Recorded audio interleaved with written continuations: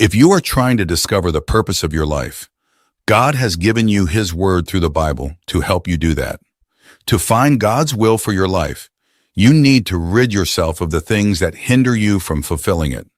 Here are 7 mistakes that Christians make when trying to discover God's plan for their lives.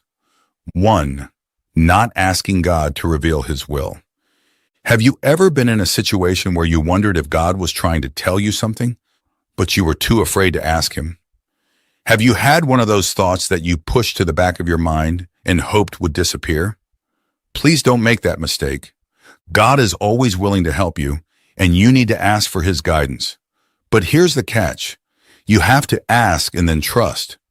How often do we find ourselves at crossroads, internally debating which path to choose, without turning to the most reliable source of guidance? In moments of indecision and uncertainty, it is crucial to remember that we are not alone.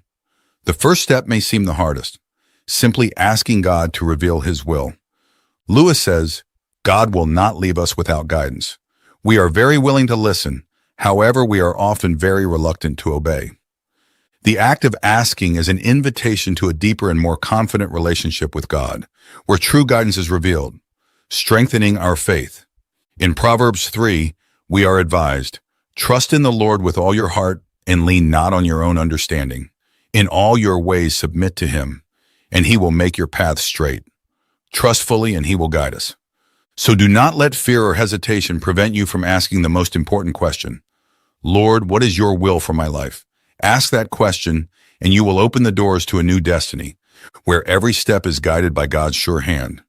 Remember, the key is in asking, and most crucially, in trusting the answer.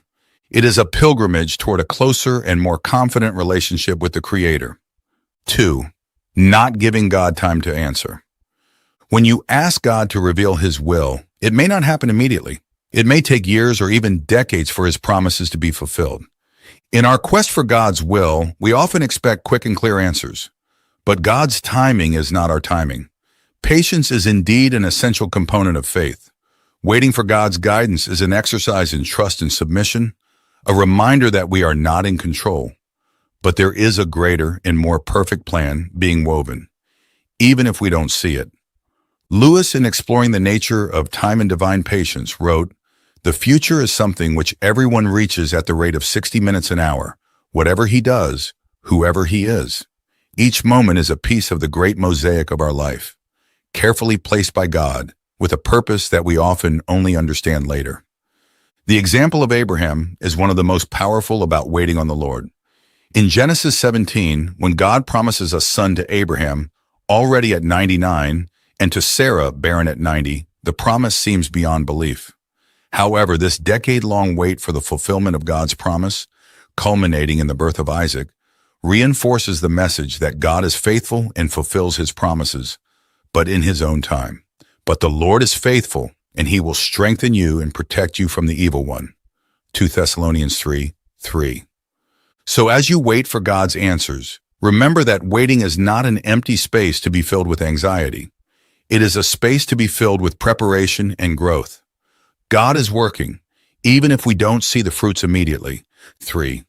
They listen to other voices instead of God. In a world filled with noise and incessant voices, finding God's voice can seem like a Herculean task.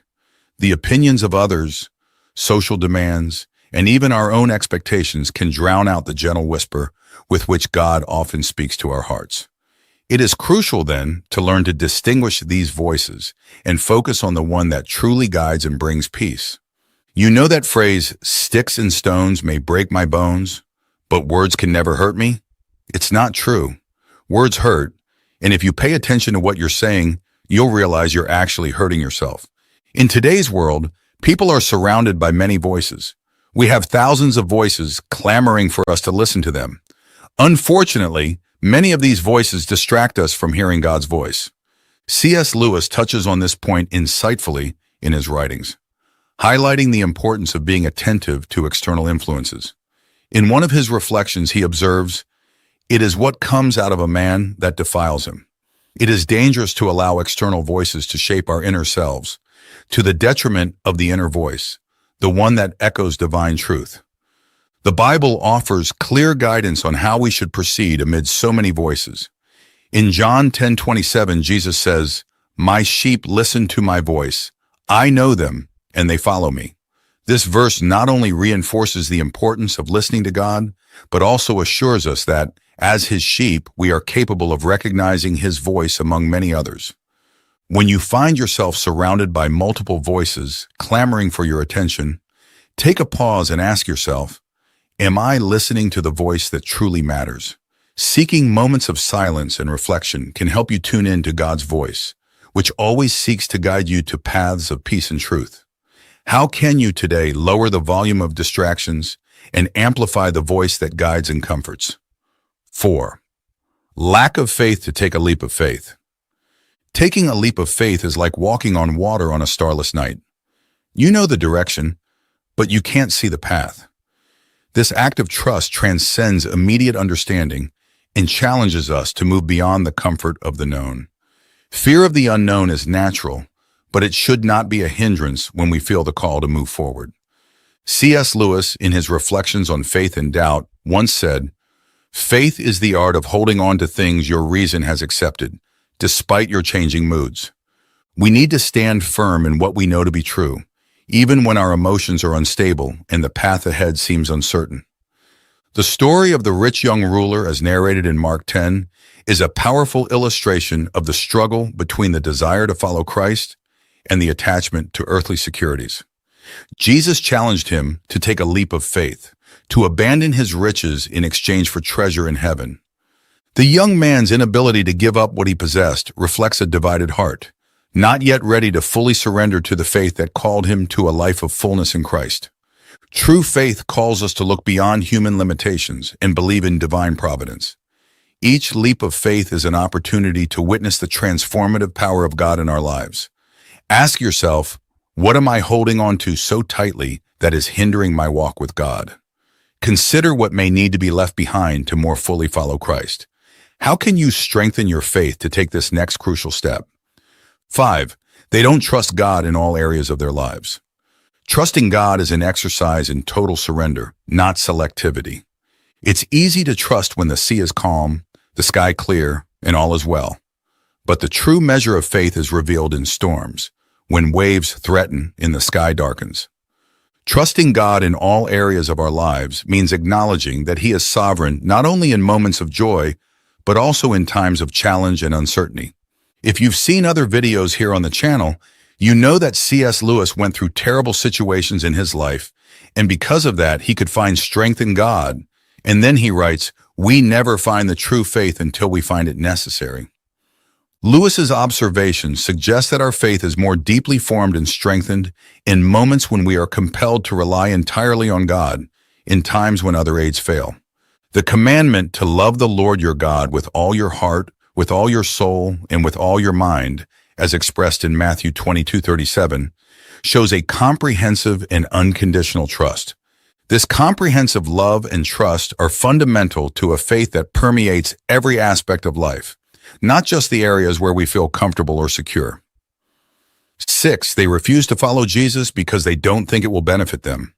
Following Jesus is a choice that goes beyond the calculation of immediate gains and losses. Often, the journey with Christ is seen through the lens of personal sacrifice and renunciations, but it is essential to realize that true freedom and fulfillment lie in aligning our lives with His. Finding Jesus is discovering the freedom to live not only for oneself, but for a greater and more transformative purpose. C.S. Lewis, in his work, Mere Christianity, speaks about the paradoxical nature of following Jesus. Lose your life and you will save it. Lewis reminds us that while it may seem like we are giving up a lot to follow Christ, in reality, we are gaining much more in depth, purpose, and true joy. Jesus' invitation in John 14:12, "If you believe in me, you will do what I have been doing," is not just a call to replicate His miracles, but primarily to adopt His way of love, service, and self-sacrifice. This reveals an invitation to personal transformation and collective impact, indicating that our greatest fulfillment comes not from following our own plans, but from aligning ourselves with His. So if you find yourself hesitant to follow Jesus for fear of losing your own way, Consider the invitation to a life of broader significance. Following Jesus is not a limitation, but the expansion of our truest possibilities. How can you today let go of your reservations and embrace the freedom that comes from living according to Christ's teachings? Remember, in Christ, we find not only a guide, but also the path to true freedom and fulfillment. 7. They don't share their struggles with others. The journey to understand God's will is often marked by struggles and uncertainties. The pressure to maintain a facade of perfection can be overwhelming, but it's crucial to remember that true strength is found in vulnerability. Sharing our struggles is not a sign of weakness, but a courageous step towards healing and growth. By opening our hearts, we discover that our battles are universal and that mutual support is essential. C.S. Lewis, in his letters, often encouraged his readers to share their difficulties with others. He believed that friendship is born at the moment when one person says to another, "What? You too? I thought I was the only one."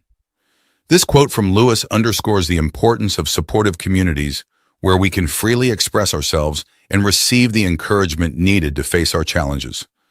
The Bible is filled with examples of figures who shared their struggles. In Galatians 6:2, Paul instructs, "Carry each other's burdens, and in this way you will fulfill the law of Christ." This verse not only calls us to share our hardships, but also to support one another, fulfilling the commandment of brotherly love. It's time to break down the barriers of isolation and open up about your struggles. In doing so, you not only lighten your own load, but also allow others to find courage in your honesty. How can you begin to share your struggles constructively today? Remember, in each sharing, there is an opportunity to strengthen not only yourself, but also the community around you. As we reflect on the 7 mistakes Christians make when trying to discover God's plan for their lives, we are reminded that our faith journey is filled with lessons and opportunities to grow closer to God. Each of these mistakes points to a fundamental truth: our need to develop a deep and confident relationship with the Creator.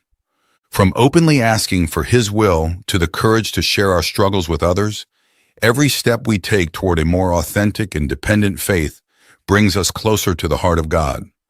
The journey to discover God's plan for our lives is not made of immediate answers or easy paths, but of a continuous commitment to seek, trust, and obey the Lord in all circumstances. Therefore, I encourage you to reflect on these mistakes not as failures, but as reminders to realign our hearts and minds with God. May this video serve as an invitation for you to examine your own life of faith. Recognize where you may be hesitant to fully surrender, and take conscious steps to strengthen your relationship with God. Remember, the path to understanding divine will is a journey of constant dialogue with God, learning in His Word, and communion with the community of faith. May each step you take be guided by the light of God's truth and the comfort of His eternal love. May you find courage, wisdom, and strength in the certainty that even in moments of doubt and challenge, God is with you, guiding every step of the way.